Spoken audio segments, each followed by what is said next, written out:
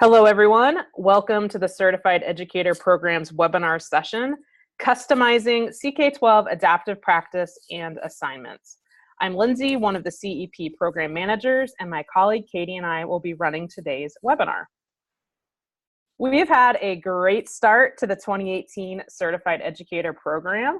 By now, many of you are experts at navigating the CEP Google Class-defined assignments and resources, and at using our two Zoom windows, the Q&A to ask the CK12 team questions, and the chat window to network with other educators. To honor the time you are putting in, especially given this is an advanced session, we're going to get straight into our core content.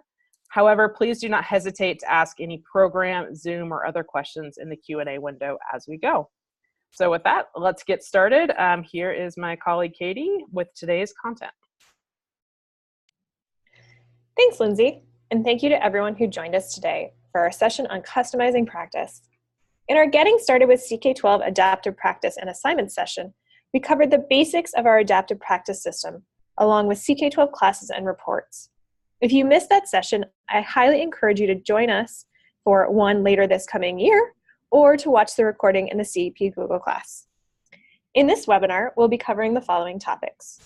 Customizing CK-12's adaptive practice into quizzes, so we'll talk about the difference between the two of them, and then options with quiz settings and kind of the different pieces involved in there. Then creating your own questions and using our math editor, so the different types of questions we have in our system that you can create or use, and then specifically formatting pieces for that. And finally, multi-concept assignments and reports. And that's a little bit more specific for CK-12 classes at this point in time. With the release of Flexbooks 2.0, you'll have a little more flexibility in terms of assigning multiple concepts across learning management systems as well. So our main goal is that by the end of this session, you understand the difference between practice and CK-12 quizzes, that you can create your own customized assignments and questions, and you know what reports would look like for each type of thing on CK-12. Okay, but before we start talking about all of these things, we're going to launch a poll. We always like to learn a little bit more about you guys and your knowledge of our practice tools. So we're launching a poll right now, and it is asking you, what experience do you have with customizing CK-12's adaptive practice into quizzes or using multi-concept assignments? And you guys can select any of these that apply, so it could be more than one. I am new to CK-12's adaptive practice. I use CK-12's adaptive practice. I have customized CK-12's adaptive practice into quizzes, and I've created multi-concept assignments within quizzes. We'll give you just a second.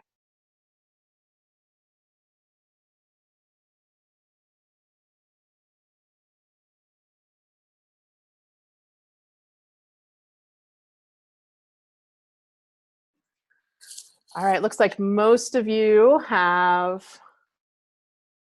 answered. We're going to give it just another minute here.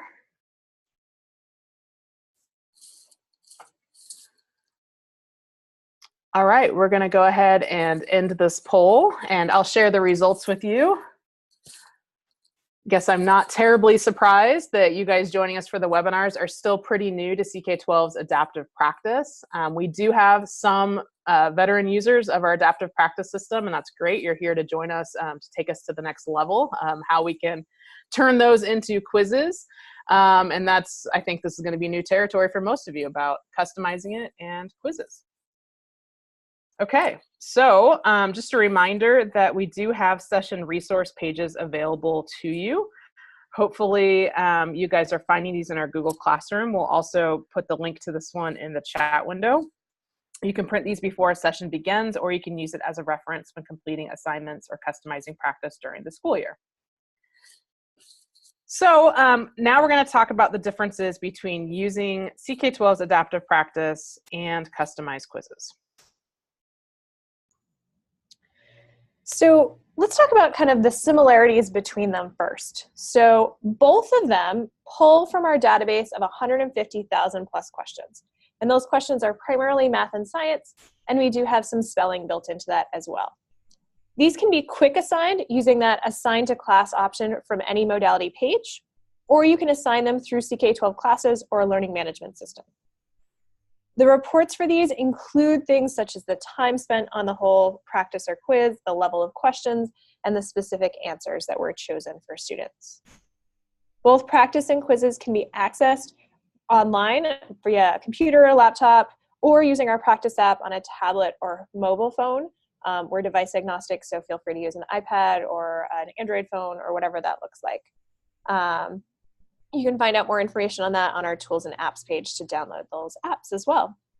They both have the option for a scratch pad, and they both have hints that are available, though for quizzes you can choose to turn them off. And then you could also choose when you're assigning them the due date accordingly. Now, practice, let's talk about what practice looks like that's a little bit different. Our adaptive practice is the tool that adjusts a student's skill level.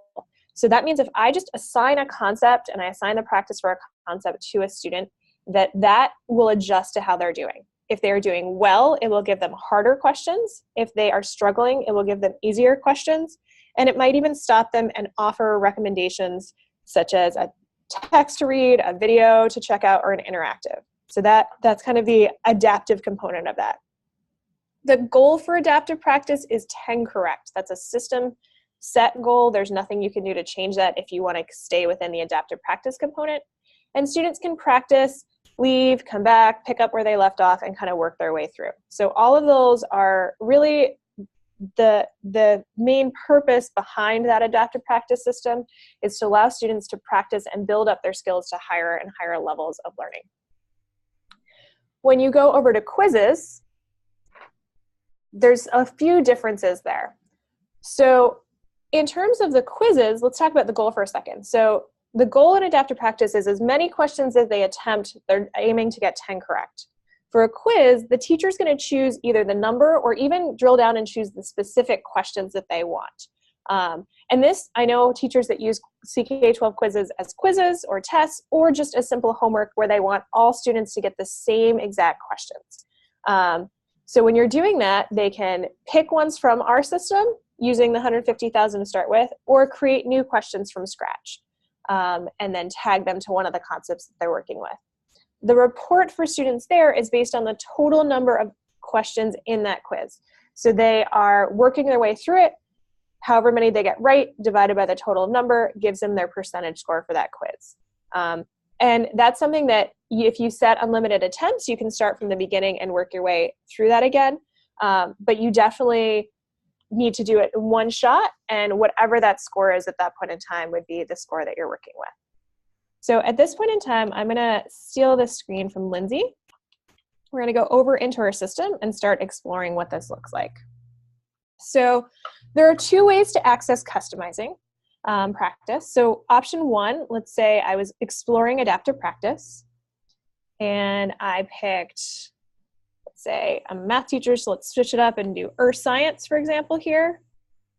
And then I could go into various things. You can see I probably opened this recently, the scientific method, but I haven't actually answered any of these questions. And here I could click on this customize option right here between that assign to class and the download the worksheet option. And I'm going to show you one other way to get to it before we bump into the customizing piece.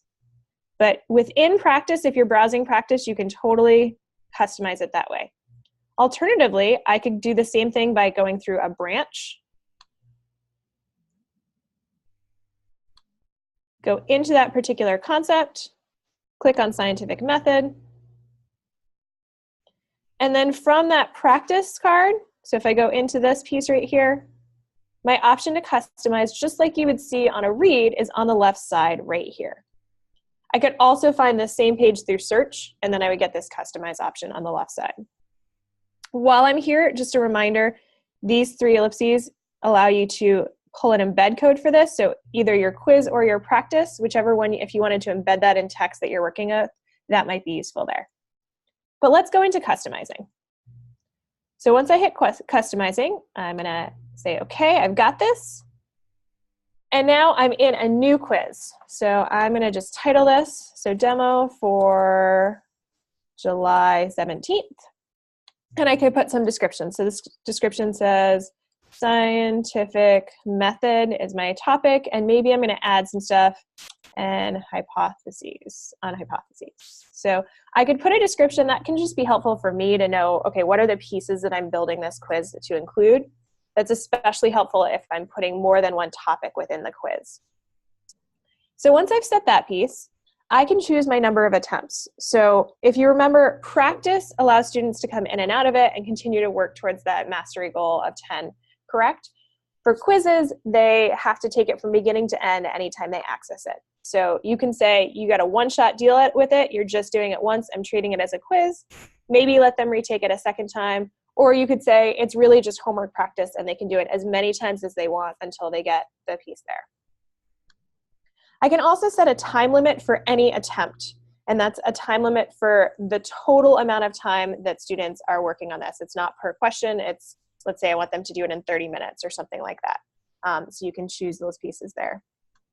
I have the option to turn on or off hints, and I have the option to shuffle my questions. Now, one note, if I put a time limit on this, let's say I put a 30-minute time limit on this, it won't allow them to see solutions. If I wanted them to be able to see solutions that were available in our system while they worked, then I could choose that piece. But if I set a time limit, that could take away from that time. So that grays that part out. So sometimes by choosing things, it will eliminate options as you work your way through. But I'm going to go back to saying, I don't care, unlimited time. And then shuffling questions, what that does is it says I want all students to have the same questions, but I want them to get them in a different order. And so that might be helpful if you're having students take quizzes right next to each other and you want them to be accessing different questions at different times. So that could be useful. So now let's actually go into this particular question. So what this tells me here is that the system defaulted to picking 20 questions out of the 30 available questions for Earth Science scientific method. I could choose to change that number. I could simply say, let's say I want 15 questions my students are doing. And then if I click out of there, it's going to give me a little pop-up that says, you're about to change the number and it's going to reset any earlier changes. I haven't made any other changes, so I can just click continue. That's fine. I want to reset it at 15 and I'm good to go. However, if I go back here and I click on the little pencil edit icon, which is the same for Flexbooks as for practice, and I click edit, it will bump me into the question tool. So here, I can say, what does this question look like? I can toggle it down. It'll load that question. When a scientist is listening to sounds a whale makes, he is making observations. So I could check that. It tells me what type of question it is, so multiple choice. It's got an easy difficulty level, and I made it, or someone in the CK12 team made it or worked on it, and kind of, it's one of our database of questions. Now I could say, maybe I don't want this question, so I'm just gonna unselect that question. I could work my way through and maybe unselect that question. And if I go up and I save this now, you'll see I only have 13 questions selected because I actually deselected 2 of them. If I had added more questions in, then it would have added those pieces in there. I'm gonna go back into this for one more second, but this time I'm gonna click the shuffle order, just so you can see something. So if I go back in edit mode, it'll load that for me. There we go. I no longer have the little drag arrow options on the right side. I can't actually reorder these questions because they're shuffled, so the order doesn't matter. So let's go back for a second, deselect shuffle questions, go back into edit, and now I can reorder and I can say I want this question to be 3rd and that question to be wherever. So just know those are kind of your options. Later on in this particular section, we're going to talk about writing your own questions, and this add question option is how we would get to that. So we'll come back to that piece in a little bit. So I'm going to save that. That gives me those pieces. As we said, I thought maybe we'd include hypotheses in this particular quiz. So I'm going to add another concepts question set. So it bumps me into my search options. I could create new questions from here. Or I could go from here and I could say, I want anything that you guys have on hypotheses. So maybe testing hypotheses. And I can even put, if I want more than one thing on hypotheses, I could put both of those. So now we have 3 sets in here. This one pulled all 13 questions. This one pulled the defaulted set of 20 out of 33. You can have 100 questions max in your system. So if you keep adding question sets, you got to keep bumping down the numbers so that you have the ability to add more pieces as you go from there. The one other thing that you might want to know is that these are the order in which students will get these questions. So if I wanted them to do developing hypotheses before testing, I would just hover over the number and use my little drag arrows to rearrange that piece as I work my way through. So within those, I could go back and I could edit. I could change the number like I did again. I haven't changed anything else in there, so I'm going to let it auto pick its 15 questions, and we're good to go. Now when I update this, I could go back to practice, I could preview this. So this bumped me back to my practice piece, and you say, okay, well, where is my quiz? How do I find that? Well, there are two options. One, when you're in the topic that you have a quiz attached to it, you should be able to see your quizzes under your community content piece. It's going to pull that up. So assessments. So notice this is the demo that I just did today. I did another one last week. So you can see them if you created them. Only you can see the quizzes, or the owner of the account can see the quizzes under that piece. But if you created them, you'll be able to see them there. But the easiest place I find for finding content for anything you've customized is in your library. So if I click on the library option right here, you'll see right there my quizzes. I can filter and say, okay, I only want quizzes. So now we have our quizzes set within here that we're showing up. So let's maybe pause there for some questions and see how we're doing, and then we can continue on from that point. Okay, we had a couple questions come in specifically about shuffling questions. So here's the first one. If you allow retakes for a quiz, are the questions in the same order, or do the questions and answer choices get shuffled for attempts? And somebody else was asking, I was lost in the Q&A here. Start with that one. Let me see. There was something else about just what does shuffling mean if they're retaking a quiz? Yes. So I believe that shuffling means that anytime you open that quiz, whether it's you or a different user, that the questions will show up in a different order. And so really the main goal of that would just be to have kids accessing things not in the same exact order. Question A is, or 1 is not question 1 the next time they see it. So if they are accessing that, it would be more of that kind of changing environment. And so it eliminates a little bit of any questions related to what if they try it and then they mark down like question 1 is actually this answer and question 2 is this answer. It kind of allows for a little bit more of that piece. But if you do want them to get the same question order every time, then you would just deselect shuffling questions and go from there. Okay, a couple of people are asking the best way if they've created a quiz and they want to share it with a coworker that they can assign to their students. How would you recommend doing that? So in this case, if I look here, and I have my quiz right here, I could assign my quiz to a class, but you can also see up here our unique URL. So if I did this particular piece, you could try sharing that URL with a colleague, and then they should have the ability to assign to class. They wouldn't be able to kind of edit. Let me see if I can pull this while we're doing some other stuff. I'll see if I can pull it into a different account and show you what that might look like. But I would probably recommend that URL share, and because they won't be able to find it within that community contributed content unless they created it, because there's no real way to like publish a quiz in the same way that you would a modality. Okay, we've got a bunch of questions that are starting to get into question types, which is what Katie's going to talk about here in a bit. So I'm going to leave those in our Q&A here for a minute about question types.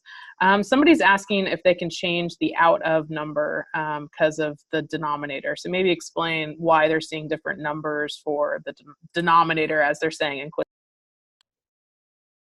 Sure. So if I go in here and I click edit, the bottom number is 30. It means that CK12 has 30 questions in our system already created for that particular topic. In a few minutes, we're going to talk about adding questions, and you'll see that number go up because if I add my own personal questions, then there will be the 30 from CK12 plus any I added as the total number that it can pick from. But that's really just telling me how many are available for me to pull from versus anything students see. Students won't see those out of number. It's not like you're trying to get 13 correct out of 30 total. It's that I'm offering up 13 questions and there happen to be an additional 17, if I did my math right, first thing in the morning, questions available that I could have picked or that I could add in if I wanted to change and adjust this particular piece. Okay, we have a couple things coming into Q&A about if a student's taking an adaptive practice or a quiz and they're seeing questions that have incorrect answers or are misaligned, what can the teacher or student do about that?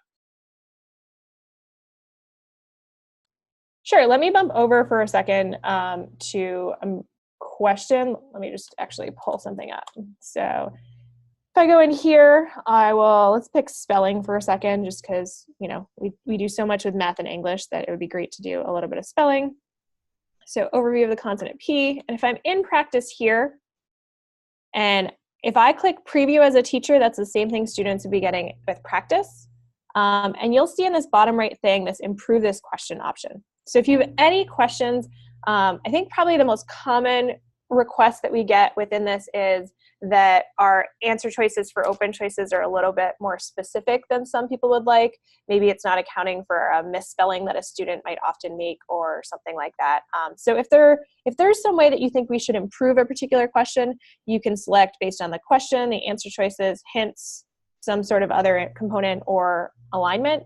And then just tell us about that, and we get that report and we try to continually update our practice to kind of address anything that might be brought to our attention where we're saying this question is fine, or, you know, could use some updates, or, you know, hey, we found something, a typo that's making it incorrect or something like that.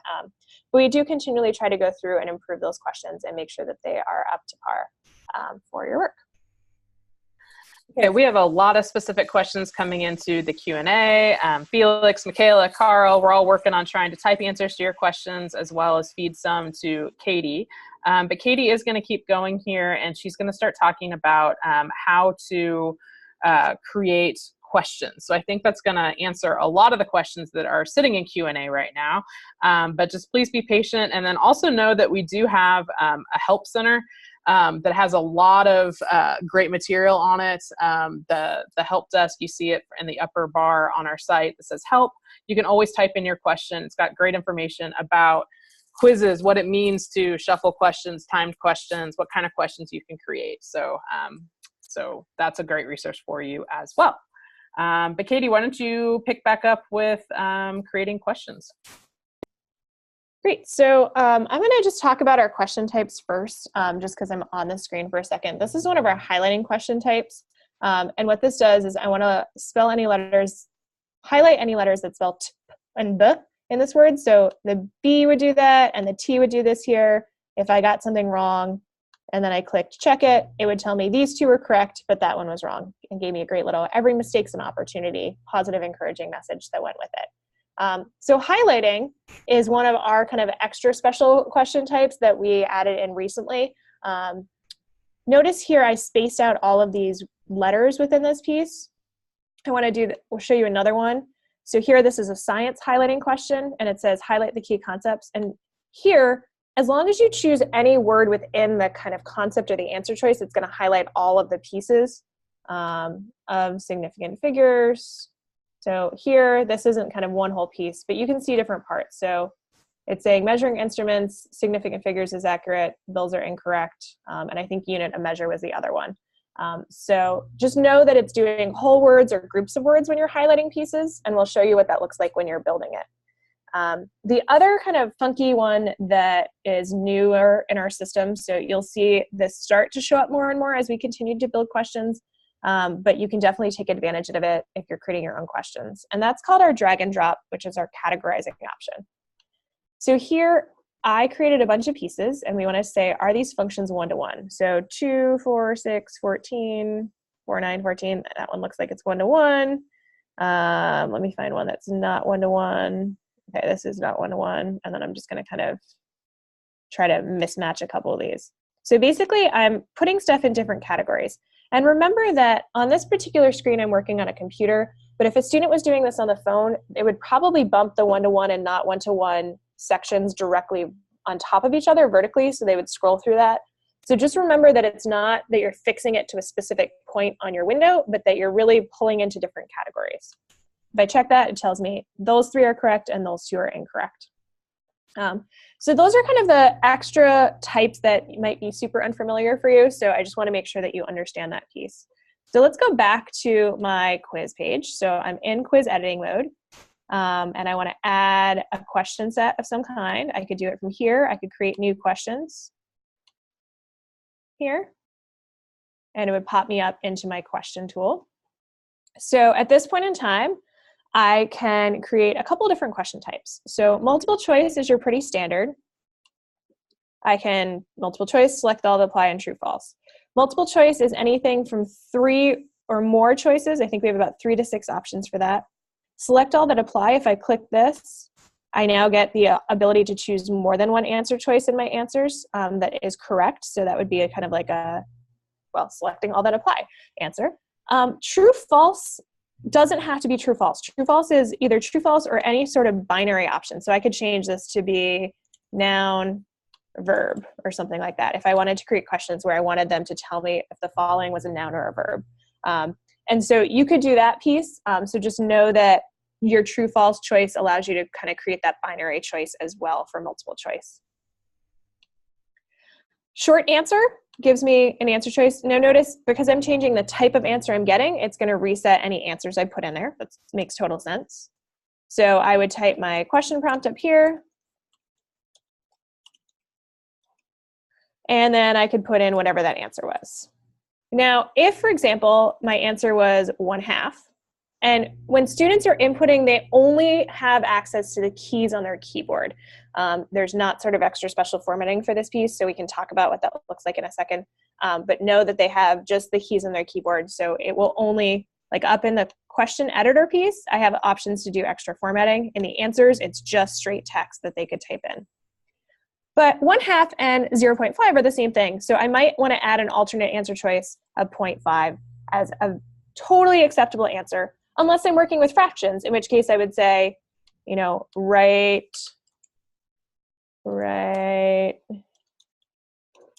your answer as a reduced fraction. And then I would say, well, in that case, the 0.5 isn't valid. So kind of take that piece off of there. So just know that that's an option there. Another really cool one is our variation on that, and that's called fill in the blanks. And let's reset this. And I find this super helpful when I'm trying to do like polynomial functions and it gets like complicated with spaces or no spaces or whatever that looks like. So I could have someone write a 3rd degree polynomial with roots of 2, -1, and 3, and I could say, you know, coefficient of 1, standard form, all these fun things that I wanted from here. But if I wanted to kind of help with the formatting and not have to write all that standard form pieces, I could simply say, okay, if I solve this out, I end up with x to the 3rd minus 4x plus x plus 6, and this should be a squared. So I can do my own formatting. I can say, okay, that should be squared, this should be up there. And really what I just want them to fill in are the numbers in front. So this one would be 1. I can make this a plus sign. This would be -4. This would be 1, and that would be 6. And I could say, okay, that's going to be a blank. That's going to be a blank. This is going to be a blank. And this is going to be a blank. So if I do fill in the blanks here, I can enter my solution. I probably want to add a concept. So let's say polynomials. We could, and zeros and intercepts of polynomials, that sounds about right. I could add that in, or I could tag it to something I created in my library, and I could submit this question. I can also add a full solution where I actually write out, okay, y equals x minus 2 times x plus 1 times x minus 3, and simplify it. I could add hints here if I wanted to add in hints for my students. And I could change the difficulty level based on what I thought was my starting point. For CK12 questions, when we write them, we set what we think is a difficulty level, and as students do those questions, we update that accordingly based on how students are doing on those questions. And now I'm going to submit this. And I can preview this question. I can preview it as a desktop, or I can even preview it as an iPhone. So in an iPhone, it gets a little bit smaller, but I still have all my pieces. I'm going to go back and I want to preview it. and at desktop mode, so you can see what this looks like here. And here, I'd be writing in my answers. I'd say, okay, well, if I forgot one here, I might put, you know, a +4 there, and a 1 there, and a 6 there, and I forgot an answer. And so it's saying the +4 is wrong because this is a plus sign, it should be a negative. But that will allow you to kind of focus on, you can set up all the extra formatting you want, and you just have students fill in the pieces that are missing that you really want them to focus on. I had someone ask in the last time I did this, can you do this with balancing equations? And you would do a similar thing like this, where you'd put kind of the numbers in front of the different elements as blanks, kind of put them in and highlight them and work your way through. So I'm going to close this for a second. I'm going to update that, and I'm all done. And this is going to show up in my quiz. So we now have a new question set, zeros and intercepts of polynomials in calculus. I'm going to go in and edit this for a second. And anytime you add content, it usually shows up at the bottom of what you're working with. So I just created a new question, but this was a brand new set, so it might be a little bit more complicated in here. I'm going to go back and add one to, because I'd have to like figure out which one I had because it added a brand new set. But if I was adding it to here, so for example, I was editing this piece, and I'm going to add a new question here.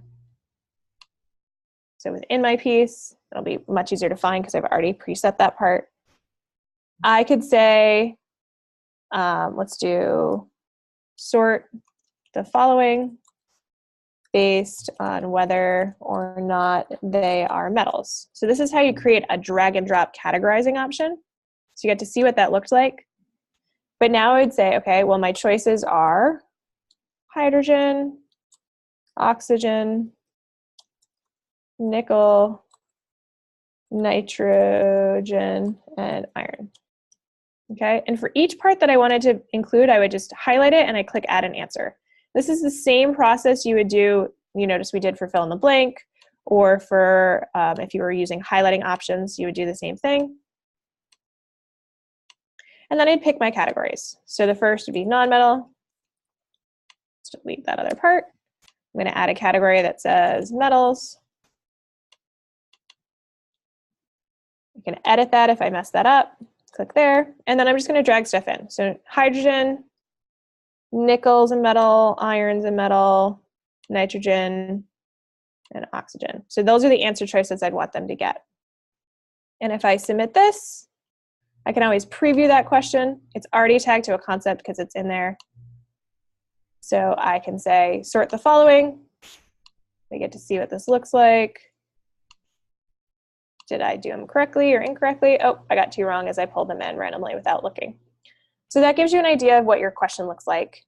And when I say done here and update, this will be nice and clean because it's not pulling from a new set. And within my quiz, just like if I was adding to a Flexbook that already existed, the very last question that I had would be right here. And it's a little harder for me to find questions because it'll still say CK12 because I made them. But if you were creating questions, this author would have your name listed there just so that you know. And it shows up there, and I could choose to drag it wherever I wanted. Now notice that is the only one that I can edit. I can't edit any of the other choices because the other questions I'm pulling from are from CK12. They're not ones that I have created and worked on. I'm going to show you one other place to create a question from. So this is a way to do it like within a quiz itself. And I'm just going to update this quiz and save it. And we're good. So I'm going to go back to any kind of topic within here. So let's say I pick an algebra topic, and I can create a new question from within here. So if I don't want to be in the question already choice, actually, let me do it for scientific method just so you can see what that looks like. So Earth Science, I'm adding questions for scientific method. I could do that from that practice page where I could create new questions, and it bumps me straight into my question editor tool. Now, this is all the same. I'm going to just do something really simple. But before I go off of here, I'm going to give you kind of a bonus. If you're one of those people that loves playing with different things, you love kind of messing around, we have a variable option here, and I'm going to show this for about 30 seconds and say play with it. but I'm not going to go into this in super detail because it's a pretty high advanced concept. But let's say I want x to be a number between 1 and 5. Okay, I could play with some of these options, and then I could pull x in here, and I could say, what is x plus 5? And then the answer choice would actually be x plus 5. And I started with 1, so the lowest number I could possibly get is 6. So I could pick 4 and 2, and I could even do something where I said, well, instead of x plus 5, it's x minus 2, so that wouldn't be there. So you have to be a little bit careful as you create your answers to make sure that none of your alternate answers that aren't correct actually default into correct. But that's kind of a funky, screwy way that if you want to play with variables and you like messing around with stuff, feel free to check it out. But in general, don't worry about that variable at all.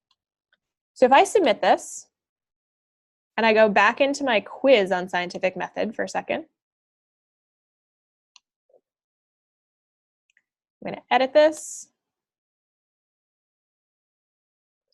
And notice how there's now 32 questions that are available in here. So I created one directly from the quiz platform. And so if I edit this, you'll see the last one I created, I think, was the one. Oh, it reordered them in terms of the ones that I had in there because I was moving stuff around. Sort the following based on whether or not they're metals. So that part's there. I did a whole bunch of random x plus fun stuff somewhere down here. Here's my x plus 5 piece that just got added. Notice those are the 2 that I can edit. Those are the ones that are telling me I created them and I can adjust them. And if I want to choose that one, I could select it and drag it wherever I wanted it to go. But that hopefully gives you an idea. I really just say kind of play with it, see what the questions look like. See, generally they're going to show up at the bottom. If you created it within the quiz, it would show up at the bottom directly under the last question chosen. If you didn't create it as part of that quiz, you might find it at the bottom of all of the questions, kind of if it wasn't defaulting into that quiz. And you can go from there. All right, some of our users are still trying to wrap their head around the difference between adaptive practice and quizzes. So let me kind of combine several of the questions that I'm seeing here. Adaptive practice, again, that is CK12's system. We have questions in our question bank that we serve up to your students. They rotate between easy, medium, and hard depending on how your student is progressing. You cannot change those questions within adaptive practice and still have it be an adaptive practice system. So what we let you do is press customize on adaptive practice, and then it becomes a quiz. And with a quiz, it is not going to adapt to the individual student's level. You're basically creating a quiz that you are giving to a subset of students or all of your students where you can shuffle questions, but they are not going to adapt depending on how the student is doing and answering questions correct or incorrect. So we kind of turn a practice into a quiz. That is what we're doing. No, at this time, you can't customize CK12 questions and still have it be adaptive, but that's where you can make your own modifications once you're within a quiz. Katie, several people are still looking for clarification of if they're creating questions. You showed them how to share a quiz, but if they're creating questions, is there any way for other teachers to see those questions, or where do those questions live? So at this point in time, those questions live kind of in the owner's account. There's not currently a process to duplicate a question and edit it. They would need to create their own questions from scratch if they weren't using kind of your quiz as you're working your way through that. This has been brought up with something that I'm kind of in conversation with Deb about to talk about what our options are for continued enhancements. We've gotten questions. Is there a happy middle ground between adaptive practice and quizzes where I can assign some of the adaptive practice and have it be adaptive, but not all of it if I'm not writing my own stuff? And all those are kind of continued enhancements. We have a pretty small team that we keep that way, so we don't have to charge you for anything. And so priority-wise, things kind of get asked and get worked up, but that's something that I can bring up again and say, if I'm using a quiz, like my colleague shares it with me, can I create a copy of this question level into my account and see what we can do? So at this point in time, I'm sorry, the answer is no, but we will see down the road how we might make that a possibility for you. For our users who are asking about kind of viewing this master question bank that we use for adaptive practice in our quizzes, several people are asking, is there a way to make a hard copy of the questions, acknowledging, I know this defeats the purpose of how it works, but if I need a hard copy for my students, for an intervention specialist, what's their best way to do that? So if you want to see all of the questions in here, your best bet actually right now is to kind of do this question option and then click edit, and you'll be able to see all of your questions in one piece. The other option for a hard copy would be kind of downloading an option for that. So if I go back into here, you could see it when we were talking about the practice icon. You had the option to download a worksheet. So let's see if we do this here. Pick a topic. And right here, you can see download worksheet. So what that will do, I can download a PDF. Do I want an answer key? Probably, that would be useful. And then I can download that piece there. So you're seeing this as a teacher, and they will email a link to that download option. It usually pulls a subset of the questions because hypothetically, let's say some of our algebra topics that are, like solving an equation, over the years, we've built questions for 6 different resources related to that. And so there might be 100 or 200 questions in there, so your worksheet won't have all of them. So if you really wanted to see all of them, you'd probably want to browse the quiz option right now. But in the meantime, you could see kind of if what you did need was a download option for kind of practice for having kids, that download worksheet works here. You can do the same thing for a quiz. So let me go back into my library, pull that quiz up. And it would pull up a card. This looks very similar to kind of that practice page that you're working with. And I could do the same thing. I could download a PDF of this quiz. And I might want all answer question choices for myself and then only share kind of those pieces for students. And then they'll email that to me. And that would give me, for the quiz specifically, it would give me the whole quiz because I chose 63 questions. So the practice would give me kind of a system generated subset of it. The quiz would give me this whole piece. And if you wanted to edit it, you could see the entire database of questions that you're working with.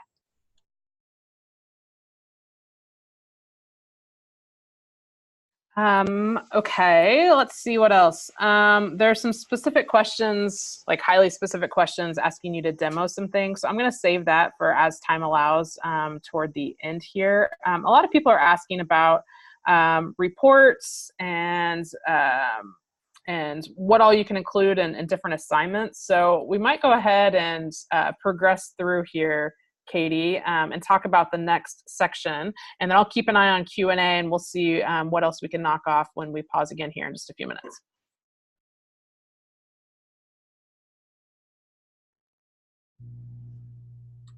Great. So we're going to have Lindsay share her screen again for a second so we can talk about multi-concept assignments and quizzes. And in the meantime, I'm going to talk about one of the question types I didn't talk about was a discussion question. If you were in the question editor tool, you might see a discussion question. They're not graded. They are simply a choice for you to kind of prompt students to think about something. There's no right or wrong answer for those. So if you want to use that, you're welcome to do so, but the students would get credit for answering that as is. Okay, I'm going to steal the screen back, and I actually want to show you a video of one of our friends in El Paso, Texas, named Jonathan Waters, and he's going to talk through kind of his philosophy of how he uses quizzes in his classroom.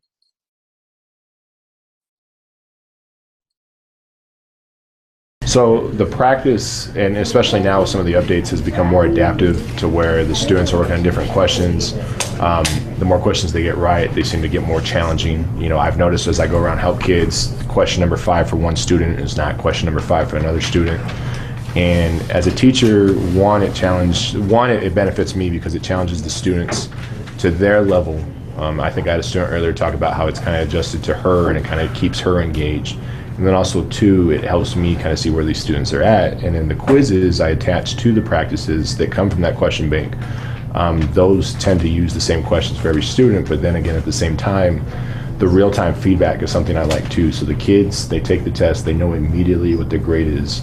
They don't have to wait for me to grade a paper, grade an assignment, and then on top of that, they can go back and review and see, okay, I'm missing these types of questions, or I'm doing well on the medium type of questions, but I'm missing the hard questions. And so if they choose to, they can even go back to the practice and kind of work their way back to some of those harder questions.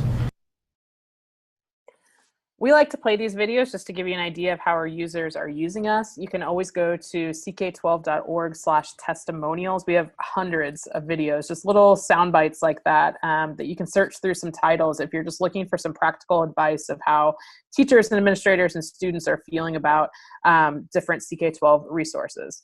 But finally, we're going to talk about assignments with multiple concepts or quizzes. In our Getting Started webinar, we talked about how to quick assign practice or other modalities to any CK12 class.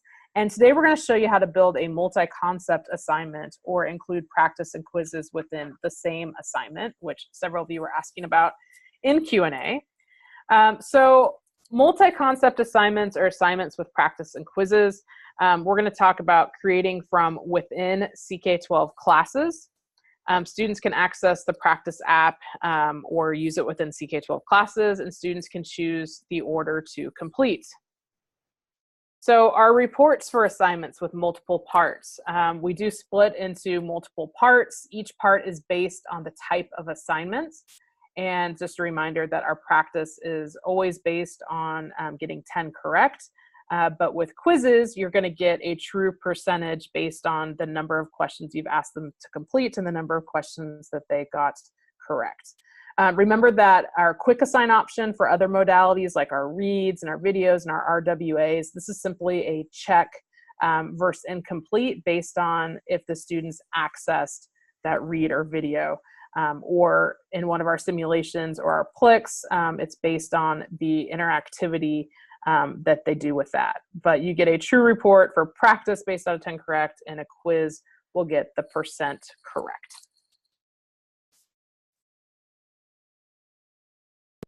Great. So let me steal the screen back, and we're going to show you a couple pieces. And this is something that I'm going to show you within CK12. One way to do this was kind of that quiz feature where there was a question here that I just saw that I missed the purpose of 3 different question sets or each one differentiated. That's when I put the quiz, I put multiple concepts within a quiz. Each one had its subset of questions. This is one way to do it where all of the parts are still adaptive. So I'm going to show you that option within CK12. Currently, this is only available for CK12 classes for multi-concept assignments. However, that option to kind of assign more than one piece together as a whole unit is part of our upcoming Flexbooks 2.0. So if you missed that preview yesterday, I would definitely check out the video and see what that looks like. But in the meantime, if I go into my classes for CK12, here, let's pull an example that I was working off of. So your options for kind of assigning other modality types such as reads and interactives and all of those pieces are still at this point in time kind of a one-shot deal. I'm assigning the read or the interactive or the practice. But if I want to create an assignment that has multiple parts, I could go into my class and pick an assignment. And you'll see these are the assignments that I've already assigned here. But I could show more. I could assign stuff that I've assigned to other classes will show up as available options. So if I create something within here and then I want to assign it to another class, I can totally do that. So I'm going to create a new assignment. Let's say I'm going to do something on mass, matter, and volume. So I'm going to click the little search option, click mass, matter, volume, see what we get. We have a physical science option. I'm going to choose that and I'm going to add it to this particular quiz. Now, let's say I wanted to add more than one topic. So here I have some volume options, volume of spheres, volumes of cylinders. What about if I want length and volume instead? Length, what are my options for length? We have length in inches. Oh, good, we have a length and volume option. So I could put that, maybe pick the chemistry one here, and I could combine 2 different concepts within the same assignment. I could even add a quiz to this assignment. So if I've pre-made that quiz, which is what I usually suggest, and I click the add a quiz option, I can create a new quiz and that will bump me out of this and I'll have to come back into the assignment. But if I've already pre-made it, let's say I want to include the one I just did today, I can check that and add it to this particular piece. My information's filled out there. I have the pieces. I'm going to save this. and it's going to ask me to create an assignment name. So demo for July 17th. Katie, while you're on that screen, so people are asking, how did you get to that create assignment window? So I don't know if you're going to show that, go back in a second, but just people are, how did you get to that create assignment?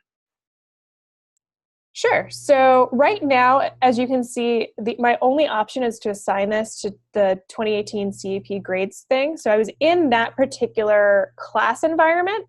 So I'm going to set a due date, maybe a Friday, and I'm going to click save for a second. So we're just going to bump out of here so I can walk you through that process again. So within any class, so I went back to classes.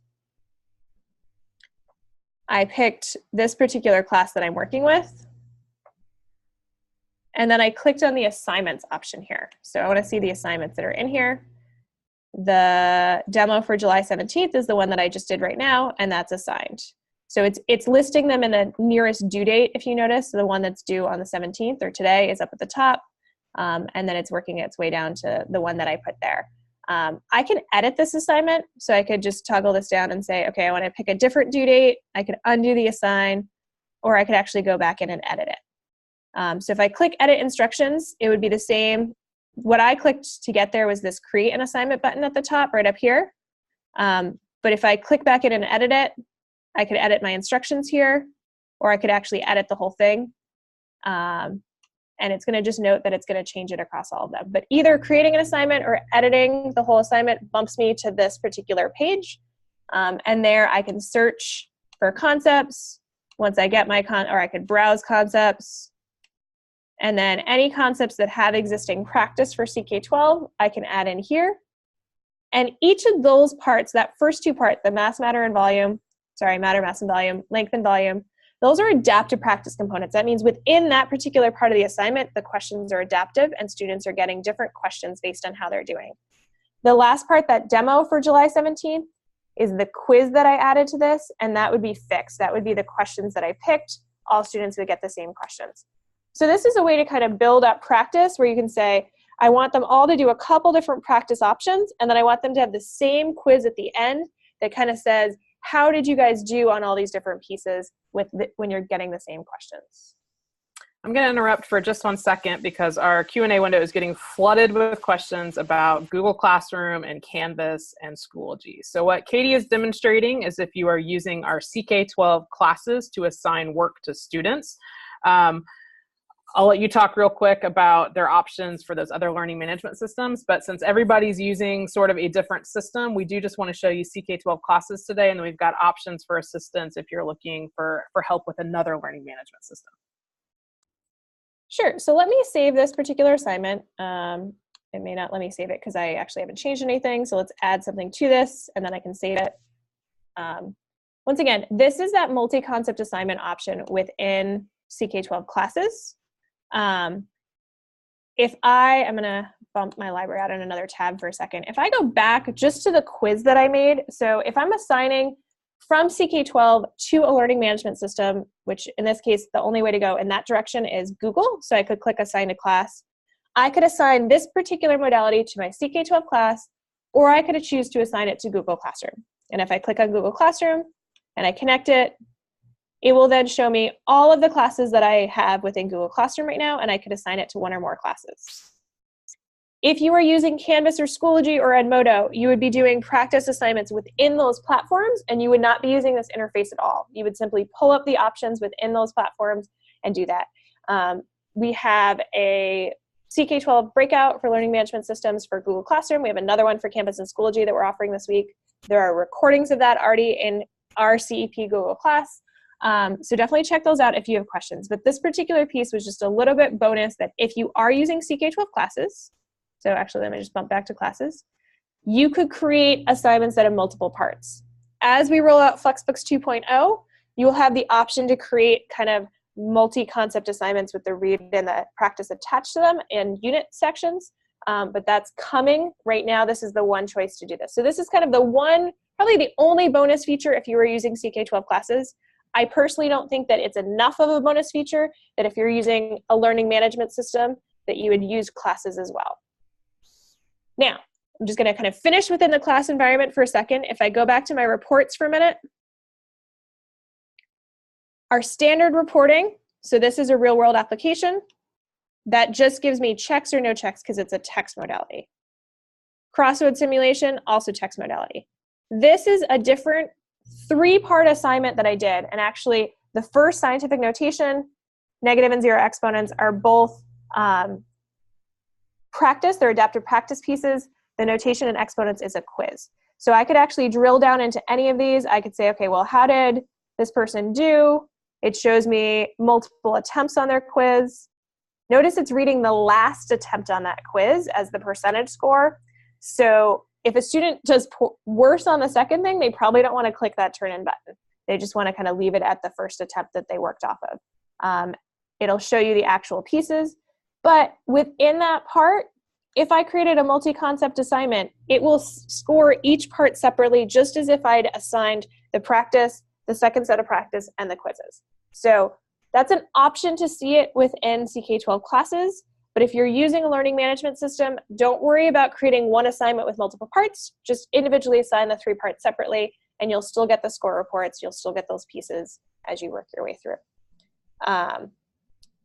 Remember that the percentage for these first 2 is that out of 10 correct, so it looks like they managed to get 10 correct for all of them. The second one, that quiz feature, is getting a percentage out of the total number that are available there. So I think with that, maybe we'll see if we can take a question and then maybe do some wrap up as we're nearing this hour mark, and then we will stay on and answer any questions. I'll go back through any demos that I did if you're still having questions, and we'll go from there.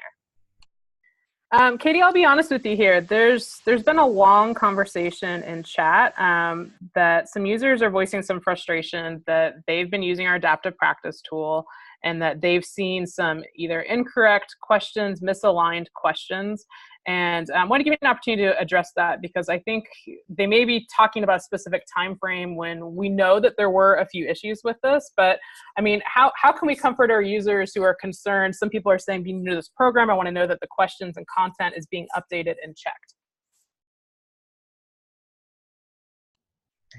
Sure. I know that maybe a year or so ago, we had a concern about some of those. We actually did a full review of questions throughout that. We did update our alignment this summer again.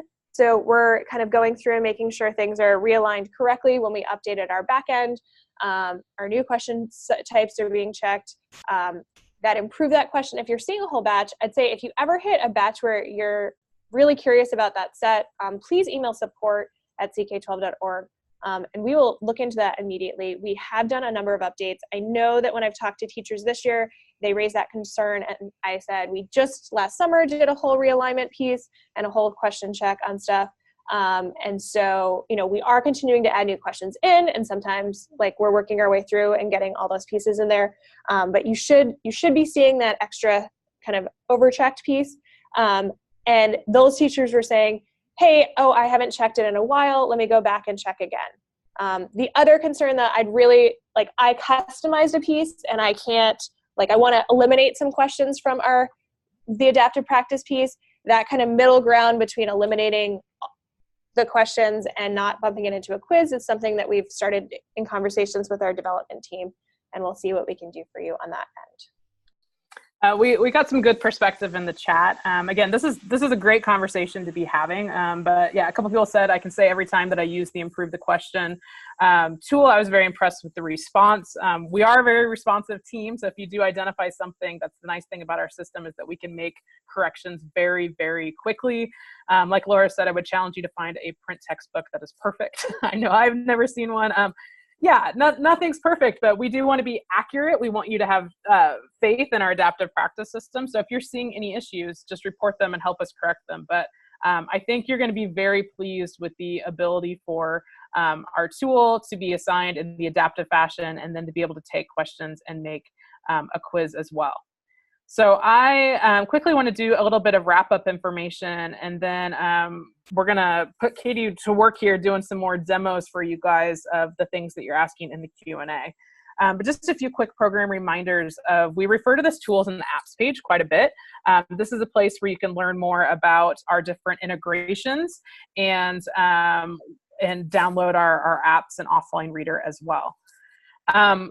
Lots of conversation about, hey, what do I do with Google Classroom or Canvas or Schoology? The best place to see demos of that content is to join an LMS breakout session.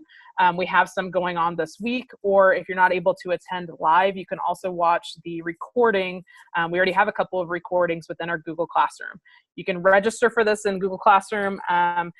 Join us. This does not count as one of your 5 required live sessions for certification. It's really just to get you the information you're seeking of how to make assignments, how you're seeing reports within your learning management systems.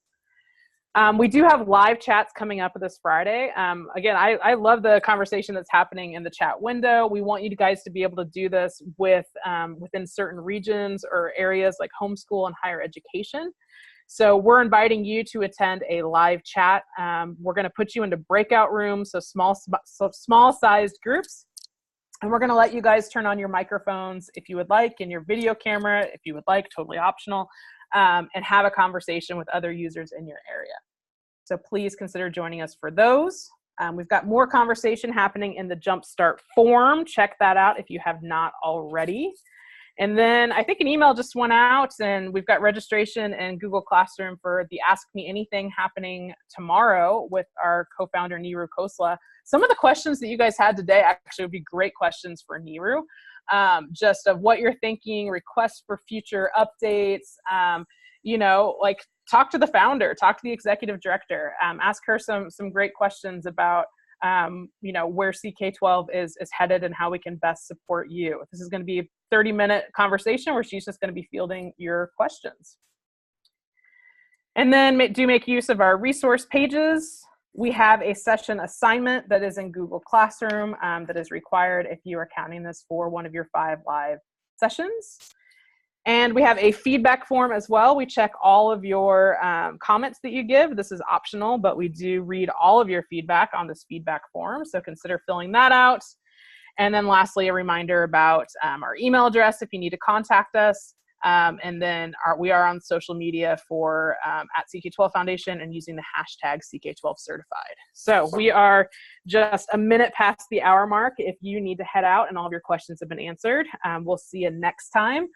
For those of you who still have some questions, we're going to go through the Q&A window.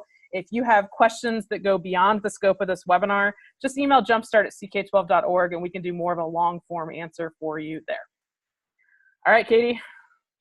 Okay, so one of the first questions that came in was, I'm going to share my screen again, it had to do with kind of different parts within the reports piece. So right now, this option is for including practice and quizzes together. As I said, with the rollout of FlexBooks 2.0, we'll be doing a little more looping of text and practice together. But right now, that option is specifically to include practice and quizzes, so multiple practice concepts and or multiple quizzes in one, not kind of those other learning modalities. So hopefully that answered that piece. And then we had a question about, is there a way to practice with the interface creating quick questions without them being published to the question bank? I created one and got an email that it was added to the question bank. So there's kind of 2 pieces to that. Your question does not automatically get added to the available questions within CK12. It does get added into the question bank on the back end. So this is just a reminder that everything you're doing within this thing is under our Creative Commons non-commercial use. So please, please, please don't add in a whole bunch of questions you just bought from a publisher that does not fall under our license. And that would be a big problem as you work your way through and share those within our platform. But one way you could actually do that is if you get that question piece in there. So I think I just I did that myself. So let me go actually to my Gmail because this is a demo account and there's nothing personal within that piece. So you could actually, if you got that, so thank you for contributing. You can actually edit this question directly from that email and it will pump that question back up again. And you could play with it and you could try something new. The only thing you can't change once you've created a question is the question type. So you could practice with all sorts of fill-in-the-blank questions and just redo this time and time again. If it was attached to a quiz, then you could do that and you could edit the quiz itself and access the question and edit it within there. So that's a way to kind of use the tool and play around with it and just keep editing the same question as you go through. And that would hopefully give you a chance to get practice. Before we ever considered rolling it into our bank, we would do a review of any user-created questions. but you are adding them to the back end of our bank, so make sure that you're using questions that you have full rights to include in our system.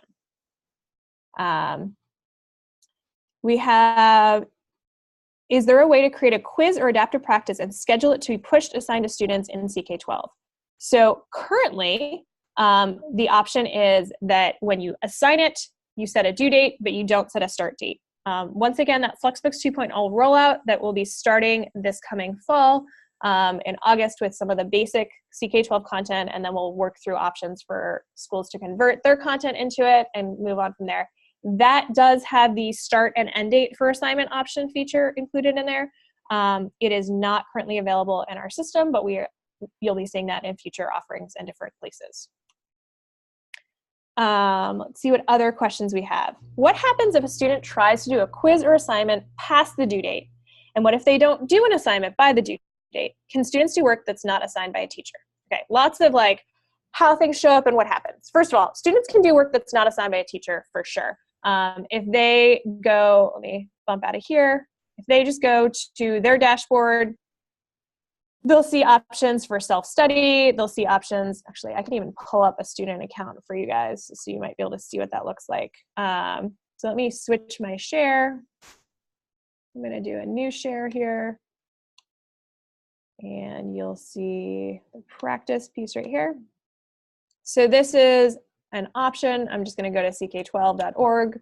This is a student account that you can see right now. And if they go to their dashboard, they'll see latest assignments, class activity, and self-study. So they can actually go through, they can practice anything they want. They can pick some, like see progress in all subjects. It will bump them to all sorts of fun. These are things I've worked on or not worked on. All sorts of options. They can browse, they can practice, they can do whatever they want there. So that they're not confined just to working on assignments. With that, I'm going to switch back to my teacher dashboard that I was working off of. And we're going to talk about assignments for a second. So if I go back in here and I do any of these things, so let's pull up this quiz option just so you can see reports. And if I do this part here, so right here, this is actually, I think, one of the best options. For practice, it just continues to bump up and it'll show you like what their score was as they turned it in. For a quiz, because they're individual tries, the second attempt might actually be less. So it's going to record the score of the latest attempt up to the due date. So for practice, I can turn in practice as many times as I want up to the due date. For quiz, I can attempt it and turn that in as many times as I want up to the due date, as long as I have unlimited attempts for the quiz. If I have limited attempts for the quiz, then I'm going to break that down and say, okay, maybe I only get 2 tries, and that's an amount. If a student has turned in anything up to the due date, they can continue to work on it, but the teacher will only see the last score that they turned in before the due date. If for some reason they completely missed getting any score before that due date, they have 1 shot after the due date to complete it, and it gets flagged as a late. You'll see a little like timer thing kind of next to that score, so you know that it was turned in after the due date. So if you're working on it up to the due date, practice as many times as you want, quiz as many tries up to the limit your teacher set, and then it'll record your final piece that you put in there. If you miss that, you have 1 shot to turn something in, and it's marked as late, but that way at least your teacher has some score to work off of. So hopefully that answered your like, how does things work with due dates and all of the rest of that piece there. In terms of this multi-concept assignment, you do need to do it from the assignment page. If you go to a concepts page, you can assign individual modalities. You cannot assign them all in 1 shot, and the multi-concept assignment piece for right now is just for practice and quizzes. In Flexbooks 2.0 rollout, you will have the ability to quick assign both practice and the text that goes with it together.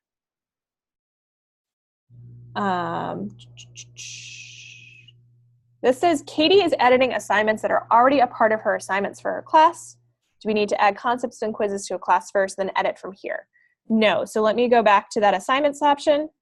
If you're creating that multi-concept assignment, I can create a brand new one. So if I create an assignment, I start from scratch. This window shows, let me kind of shrink that a bit. I was doing some pieces around the edge.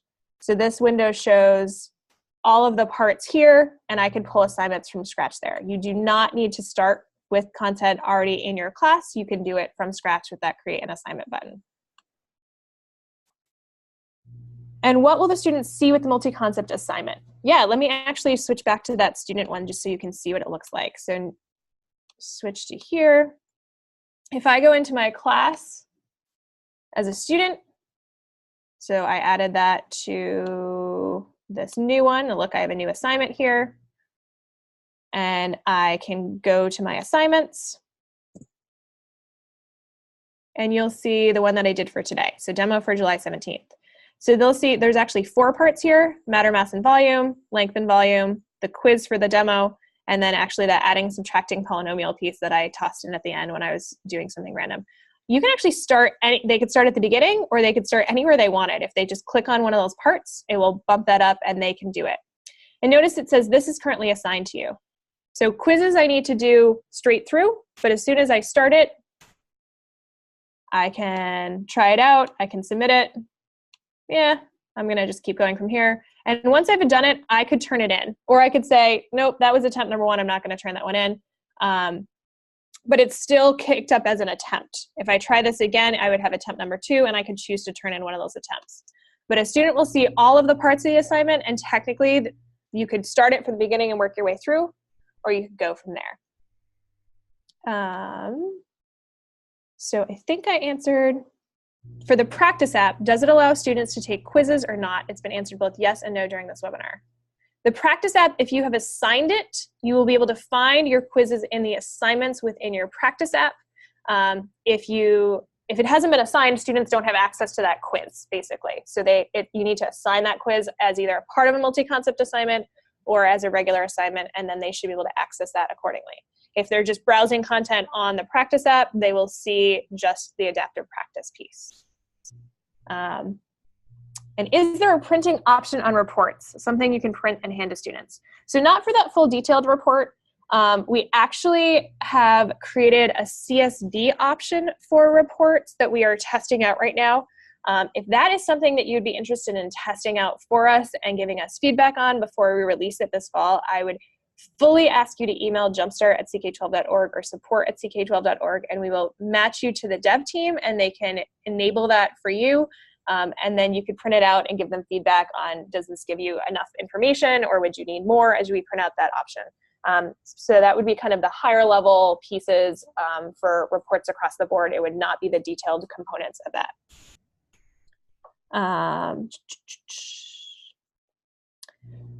So there seems to be a lot of discussion of significant figures and chemistry answers in the chat window. I know I'm not a science teacher or a math teacher. I know that when I was working with math and we had questions like that, what we did was we actually specifically stated in the question how many significant figures or how many decimal places, round to the nearest hundredth, whatever that is. So we made it very, very specific in the question so that it was clear. Or if we didn't need to address that for some reason, then we put in some alternate answers that were kind of the most common pieces there. But often we would specifically address that by putting the statement in from that piece.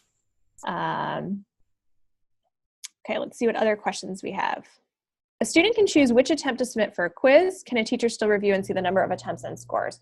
I believe they can. They definitely, like the example for Maya that I had where she did really well on the first one and then did poorly on the second because I asked her specifically to do poorly, she might not want to return that piece in.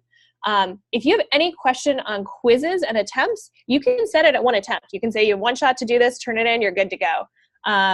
I can see from here, let me try this again. I'll show you what this looks like. Next, maybe I can get one of these right by randomly picking something. Usually start with a question. There we go. And I'm going to bump out of this, submit this. It's only 6% complete. That's fine. And notice I have 2 attempts here, and I'm going to turn this in. Okay. And so let me go back to the other screen so you can see what the teacher is seeing. So here, if I go into reports,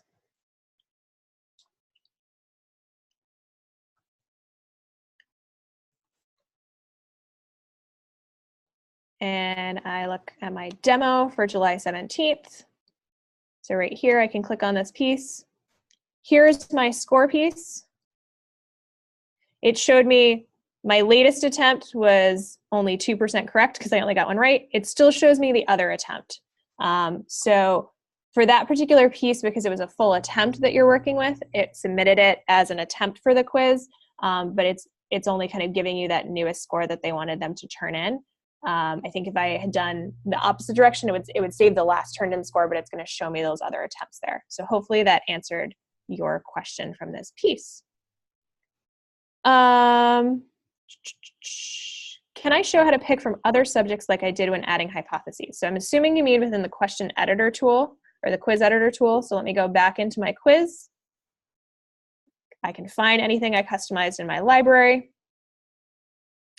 And I'm going to edit this, or I could create a whole new quiz by customizing questions from pieces. But from here, I'm going to edit. If I want to add other subjects, you just click this add a question set option. And then it gives you all sorts of fun options to add subject areas, create new questions from scratch. And basically you can kind of pick and choose. Once you get to the level of questions available, you can pick and choose that set and you can add those in there. And then I would select that and it's going to bump to the default of 20 out of the 125 questions that are available in that particular piece.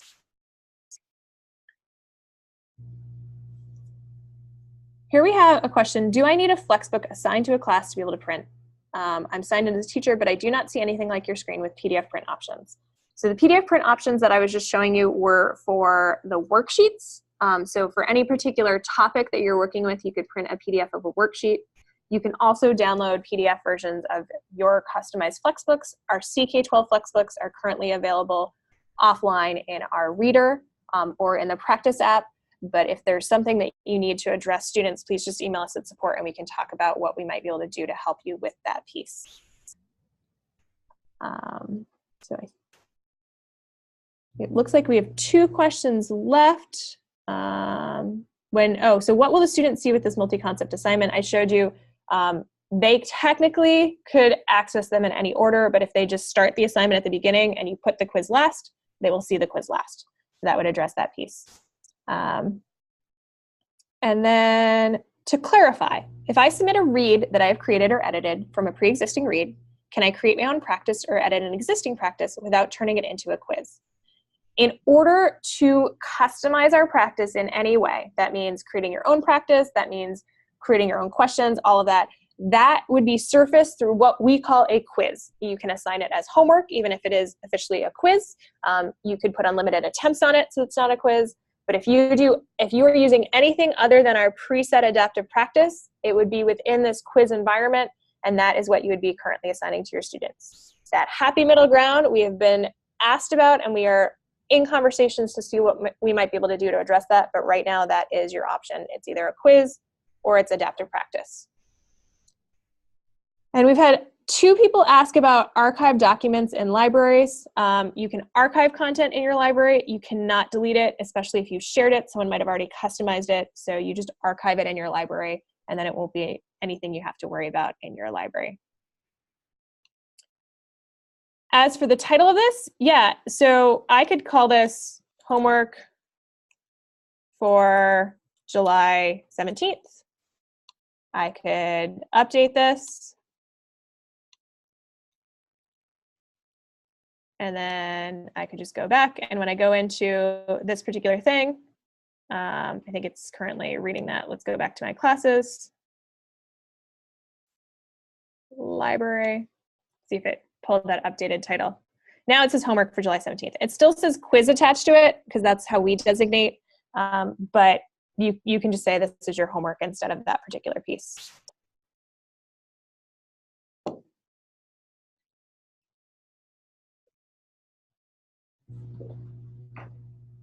All right, Katie, I think we have answered most everything in our Q&A. We had a lot of questions on that one. If you have any additional questions that you did not get answered today, again, please feel free to email jumpstart@ck12.org, and we'd be happy to assist you there. But thank you so much for joining us today, and we hope to see you on a future webinar. Thanks.